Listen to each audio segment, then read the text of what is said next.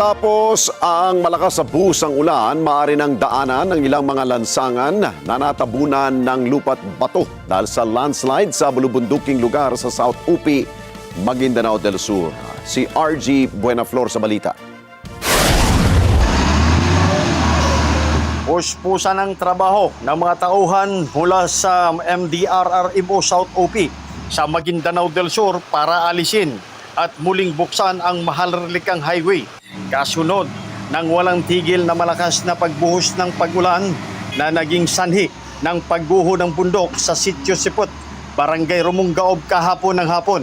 Tambak ang mga bato at putik ang humarang sa pangunahing kalsada na nagpatigil sa mga biyahe ng pangunahing rutang dinadaanan ng mga commuter sa lugar. Bagamat bukas ang ruta, pinapayuhan ng mga opisyal ang publiko na mananatiling mapagmatsyag lalo na sa motorista dahil mananatiling mataas pa ang panganib ng karagdagang pagguho habang patuloy ang pag-ulan. Kung kayo ay bumabagtas sa mga bulubunduking lugar, mag-ingat ng lubos, manatiling alerto at mapagmatsyag sa anumang sinyales sa mga paggalaw ng lupa.